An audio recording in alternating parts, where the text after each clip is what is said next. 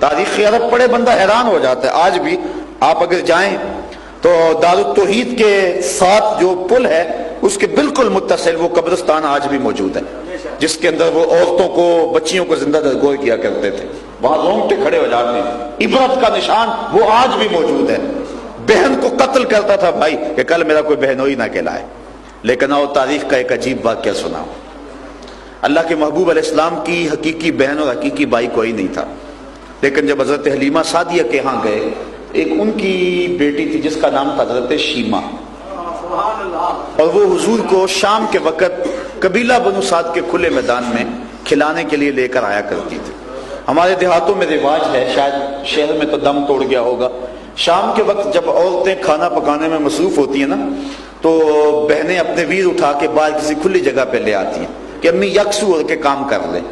اور ہر بہن کا مزاج یہ ہوتا ہے کہ میرا ویر سے سونا زمانے میں کوئی نہیں. ایک کہتی میرے ویر کا مقابلہ نہیں، دوسری کہتے میرے ویر کا مقابلہ نہیں. ایک کہتی میرے ویر کی آنکھ تو دیکھو سرمگی، دوسری کہتی اس کے رخسار تو دیکھو، تیسری کہتی اس کے کشادہ پیشانی تو دیکھو، کوئی کہتی اس کی اٹھی ہوئی ناک تو دیکھو، کوئی کہتا ہے اس کے رنگ کی چمک تو دیکھو. مناظرے کر رہی ہوتی. اتنے میں حضرت شیمہ اپنے ویر محمد کو اٹھاتے صلی اللہ علیہ وسلم، اور دوسرے کہتی نہیں میرا ویر بھی آ گیا. اللہ، ویر سونے ہو تو بہنوں کو ناز ہوتا ہے.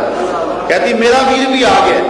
وہ کہتی نہیں نہیں نہیں شیمہ تیرے ویر کا مقابلہ تو نہیں ہے. پھر حضرت شیمہ حضور کو گود میں لے کے چمٹا لیتی اور کہتی ربنا ابق لنا محمدا حتی اراه یافعا وابدا. اے اللہ میرے ویر کو نظر نہ لگے. آج یہ بچوں کا سردار ہے، کل ان آنکھوں سے دیکھوں جوانوں کا سردار. شیخ محقق نے مدارج النبوہ میں لکھا حضرت شیمہ کا ایک قبیلے میں نکاح ہو گیا، بچے ہو گئے. حضور مکے میں آئے، 53 سال گزارے، مدینہ شریف چلے گئے. جس قبیلے میں حضرت شیمہ کی شادی ہوئی تھی اس قبیلے سے غزوہ ہوا، اللہ نے اسلام کو فتح دے دی. اس قبیلے کے کافی لوگ گرفتار ہو گئے. اپنے گرفتار شدگان کو چھڑانے کے لیے عرب کے رواج کے مطابق وہ گھر گھر سے رقم اکٹھی کر رہے ہیں. جب حضرت شیمہ کے گھر آئے، کہا تمہارا حصہ اتنا بنتا ہے. کہانی سنائی کہ ہماری لڑائی ہوئی ہے، اتنے بندے مارے گئے، اتنے گرفتار ہو گئے. باتوں باتوں میں حضور کا تذکرہ آ گیا اور کسی کے لب پہ حضور کا نام آ گیا. جب حضور کا نام سنا تو حضرت شیمہ کی آنکھوں کی پتلیاں خوشی سے پھیل گئی. کہا اچھا اس سے تمہاری لڑائی ہوئی ہے، اس نے تمہارے بندے پکڑے؟ کہا ہاں. کہا پھر رقم اکٹھی نہ کرو. کہا کیوں؟ کہا مجھے ساتھ لے چلو. کہا تو کیا کرے گی؟ کہا تمہارے بندے چھڑاؤں گی. کہا عجیب بات ہے. کہا تمہیں نہیں پتا وہ میرا ویر لگتا ہے، وہ میرا بھائی لگتا ہے. قوم کے سرداروں کو لے کر حضرت شیمہ جب حضور کے خیمہ نوری میں داخل ہونے لگی نا تو یہ مدنی دور تھا، تو صحابہ ننگی تلواروں سے پہرا دے رہے ہیں. وہ وقت گزر گیا جب لوگ پتھر مارتے تھے. اب حکم ہے خبردار، آواز بھی اونچی نہیں کرنی. حکم ہے نبی سے بات کرنی ہے، پہلے گھر جاؤ، کوئی صدقہ لو، بازار آؤ، فقیر ڈھونڈو، خیرات کرو، پھر نبی کی چوکھٹ پہ آؤ، تمہیں پتہ چلے کہ نبی کی بارگاہ کتنی بلند ہے. صحابہ ننگی تلواروں سے پہرا دے رہے ہیں. حضرت شیمہ آگے بڑھنے لگی اس خیال سے کہ میں بھائی کے خیمے میں جا رہی ہوں، تو صحابہ نے ننگی تلواروں سے راستہ روک دیا. رک جا دیہاتی عورت، جانتی نہیں آگے پوچھا رسول ہے، آگے تو بغیر اذن کے جبریل بھی نہیں جا سکتے. تو جب صحابہ نے راستہ روکا تو حضرت شیمہ نے تلوار کو جھٹک کے پیچھے کرتے ہوئے کہا خلو سبیلی وعلم انا اخت نبیکم، میری راہیں چھوڑ دو، مجھے جانتے نہیں میں کون ہوں، میں تمہارے نبی کی باچی لگتی ہوں. بس سر جھک گئے، آنکھوں پر پلکوں کی چلمنے آ گئی. صحابہ نے نگاہوں کو نیچا کر لیا. حضور کی ہمشیرہ گزر رہی ہیں. حضور کے خیمہ نوری میں داخل ہوئی. حضور نے دیکھا اور مسکرا کے کہا بہن کدھر آئی ہو؟ کہا حضور آپ کے لوگوں نے ہمارے بندے پکڑے ہیں، چھڑانے آئی. کہا بہن تو نے زحمت کیوں گوارا کی، پیغام ہی بھیج دیتی، میں چھوڑ دیتی. پھر حضور نے کچھ گھوڑے چند جوڑے اور بہت سارا ساز و سامان دیا. بھائیوں کے دروازوں پر بہنیں آئیں تو بھائی خالی تو نہیں موڑا کرتے. اور پھر حضور رخصت کرنے کے لیے خود خیمہ نوری سے باہر آئے. صحابہ کی جماعت منتظر تھی.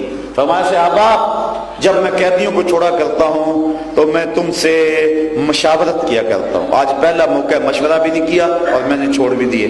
کہ حضور جو چاہیں آپ کریں، لیکن ارشاد تو فرمائے مشورہ کیوں نہیں کیا؟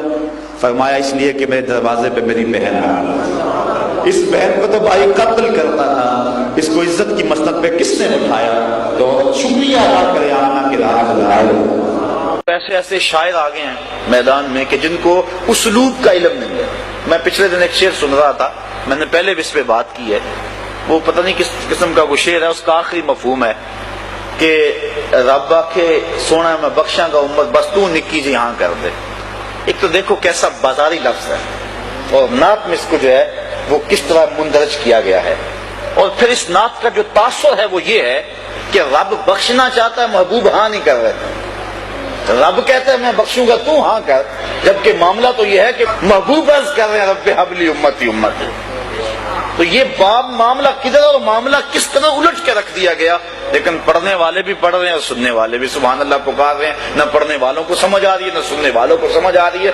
اور اگر کوئی سمجھنے والا پاس بیٹھا ہے وہ بولتا نہیں، میں بولوں گا تو خشک ملا کہلاؤں گا، یہ ڈر اور یہ خوف اس کو حق بیان کرنے سے روکے ہوئے ہے۔ اپنے بھی خفا مجھ سے ہیں بیگانے بھی ناخوش، کہ میں زہر حلاحل کو کبھی کہہ نہ سکا کند، بات وہی کہتا ہوں سمجھتا ہوں جسے حق، نئے ابلائے مسجد ہوں نئے تہذیب کا فرزند۔ انسان کو حق کہہ دینا چاہیے، اور نعت کے معاملے میں یہ بڑا نازک میدان ہے۔ عرفی ایک شاعر ہوا ہے، وہ کہتا ہے عرفی مشتاب کی رہے ناقصد نہ صحرا، عرفی مت دوڑ، یہ نعت کا میدان ہے، کوئی صحرا نہیں ہے کہ منہ اٹھا کے جدھر مرضی چل دے اور جو مرضی کہتا پھرے، یہاں قدم قدم پہ احتیاط ہے۔ ادب گاہیز زیر آسماں از عرش نازک تر، نفس گم کردہ می آئد جنید و با یزیدی جا۔ یہ تو وہ بارگاہ ہے کہ با یزید بستامی رحمت اللہ تعالی علیہ اور جنید بغدادی رحمت اللہ تعالی علیہ جب اس چوکھٹ پہ آتے ہیں تو سانسوں کو روک کے آتے ہیں۔ یہاں تو سانسوں کا شور بھی بے ادبی ہے، لے سانس بھی آہستہ کے دربار نبی ہے۔ یہ حضور کی چوکھٹ ہے، یہاں سانسوں کی جو چال ہے اس میں بھی فرق نہ آنے پائے اور وہ بھی بے ترتیب نہ ہونے پائے، اور یہاں تو سانسوں کا شور بھی بے ادبی تصور ہوتا ہے۔ تو نعت خان جب نعت پڑھ رہا ہو تو اس کے تصور میں ہو کہ میں حضور کے مواجہ کے سامنے کھڑا ہوں، اور پھر اس تصور میں ڈوب کے اپنے الفاظ کے زیر و بم اور اپنے کلام کا انتخاب کرے، اور پھر اس کی جب دھڑکنیں صلی اللہ بن جائیں تو اس کی زبان سے نکلا ایک ایک جملہ دلوں میں ترازو ہوتا چلا جائے گا، اور وہ نعت صاحب نعت کے قریب کر دے گی، اور جب نعت سے اٹھنے والے گھروں کو لوٹ رہے ہوں گے وہ سینے میں عشق رسول کی دولت لے چکے ہوں گے۔ کاش کہ ہم جو ہے وہ اپنے نعت کے انداز کو اس انداز سے مرتب کریں کہ حضور علیہ الصلوۃ والسلام کی محبت کے پھیلانے کا نعت ذریعہ بنے، نہ کہ اس کو گانے کی دھن پہ۔ دیکھیے نا، یہ تھک دان ہے، اس کے اندر اگر کوئی بندہ کسی کو دودھ ڈال کے دے دے مہمان کو، پیے گا؟